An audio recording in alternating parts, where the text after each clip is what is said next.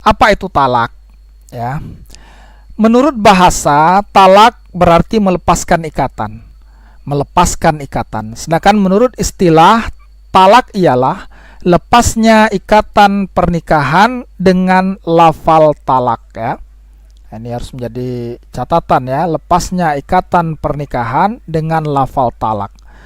Maka asal hukum dari talak adalah makruh, artinya sesuatu yang boleh tapi dibenci oleh Allah. Sebagaimana sabda Rasulullah sallallahu alaihi wasallam, "Abghadul halali 'indallahi at-talaq." Perbuatan halal tapi paling dibenci oleh Allah adalah talak. Hadis riwayat Abu Daud. Nah, agar talak itu bisa dilakukan maka ada rukun talak. Ya, rukun talak ada 3, ya. Yang pertama, yang menjatuhkan talak adalah suami. Jadi istri tidak punya hak untuk menjatuhkan talak, ya. Dan suami itu harus balik, berakal dan kehendak sendiri. Artinya ketika suami dalam keadaan hilang akal atau mengalami gangguan jiwa, maka dia tidak berhak untuk menjatuhkan talak. Kemudian yang dijatuhi talak adalah istrinya. Nah, ini rukun yang kedua. Kemudian yang ketiga, ada 2 macam cara menjatuhkan talak, ya. Yang pertama dengan cara soreh atau tegas, ya. Kemudian dengan cara kinayah atau sindiran. Jadi bisa secara soreh, bisa dengan tegas, atau bisa juga sindiran. Contoh yang soreh, contoh yang tegas, saya talak engkau atau saya ceraikan engkau. Nah, ucapan talak sore tidak memerlukan niat. Jadi kalau suami sudah mentalak istrinya dengan cara mengatakan saya talak engkau atau saya ceraikan engkau, maka sudah jatuhlah talak, walaupun ia tidak berniat mentalaknya. Nah, ini juga harus hati-hati, ya, bagi para suami. Kemudian yang kedua, cara kinayah atau sindiran. Misalnya, pulanglah engkau pada orang tuamu, atau kawinlah engkau dengan orang lain, saya sudah tidak butuh lagi kepadamu. Ucapan talak memerlukan niat. Jadi kalau suami mentalak istrinya dengan cara kinayah padahal sebenarnya tidak berniat mentalaknya, maka talak tidak jatuh. Jadi ini tergantung dari niat suami. Kalau suami mengatakan pulanglah engkau kepada orang tuamu, sedangkan ia berniat bahwa itu untuk talak, maka jatuhlah talak. Tapi kalau ia tidak berniat untuk mentalak, maka talak tidak jatuh. Nah, ini, ya, ada soreh, ada kinayah. Kemudian lafal dan bilangan talak.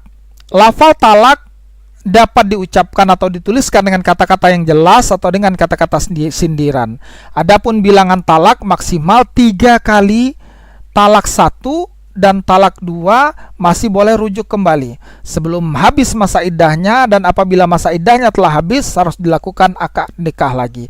Pada talak 3 suami tidak boleh rujuk dan tidak boleh nikah lagi sebelum istrinya itu menikah dengan laki-laki lain. Nah, ini, ya, untuk talak 3 diperhatikan, ya, suami tidak boleh rujuk, ya, sebelum istrinya menikah dengan laki-laki lain. Jadi istrinya harus menikah dulu dengan laki-laki lain, dan kemudian mereka menikah, ada hubungan suami istri, dan setelah itu ditalak oleh suami yang kedua, baru boleh menikah lagi dengan suami yang pertama. Ini untuk talak 3. Nah, kita akan mempelajari macam-macam talak. Yang pertama adalah talak raj'i. Apa itu talak raj'i? Talak ketika suami boleh rujuk tanpa harus dengan akad nikah lagi dengan istrinya. Talak raj'i ini jatuhkan suami kepada istri untuk pertama atau yang kedua. Jadi untuk talak yang pertama atau kedua. Sehingga suami masih boleh rujuk kepada istrinya yang telah ditalaknya selama masih dalam masa iddah, ya, atau dalam masa menunggu, ya. Tentang masa iddah ini akan kita jelaskan pada tayangan berikutnya. Kemudian talak ba'in. Talak ba'in ini dibagi menjadi ba'in sughra dan juga ba'in kubra, ya. Ba'in sughra dan ba'in kubra. Apa itu ba'in sughra dan kemudian apa itu ba'in kubra? Ba'in sughra, talak yang dijatuhkan kepada istri yang belum dicampuri dan talak khuluk karena permintaan istri. Suami istri boleh rujuk dengan cara akad nikah lagi, baik masih dalam masa iddah maupun sudah habis masa iddahnya. Nah, ini talak ba'in sughra, ya.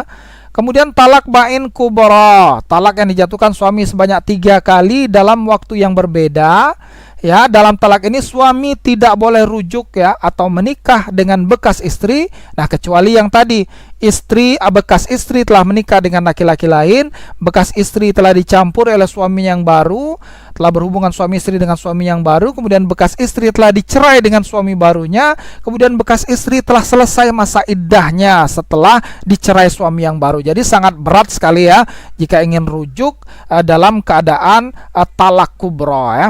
Nah, talak bain kubro ya, talak bain kubro. Oke. Nah, kenapa talak itu dijatuhkan? Kenapa terjadinya talak? Yang pertama adalah ila, yaitu sumpah seorang suami bahwa ia tidak akan mencampuri atau berhubungan dengan istrinya, dan ila ini merupakan adab Arab jahiliyah. Nah, masa tunggunya adalah 4 bulan ya, selama 4 bulan. Jika sebelum 4 bulan sudah kembali, maka suami harus membayar denda sumpah. Bila sampai 4 bulan, hakim berhak memutuskan untuk memilih membayar sumpah atau mentalaknya. Nah, ini yang pertama. Kemudian yang kedua adalah li'an. Apa itu li'an? Sumpah seorang suami yang menuduh istrinya berbuat zina. Nah, sumpah itu diucapkan 4 kali, dan yang kelima dinyatakan dengan kata-kata laknat Allah atas diriku, juga tuduhanku itu dusta. Nah, istri juga dapat menolak dengan cara sumpah 4 kali, dan yang kelima dengan kata-kata murka Allah atas diriku bila tuduhan itu benar. Maka jika terjadi li'an ini, maka inilah penyebab jatuhnya talak.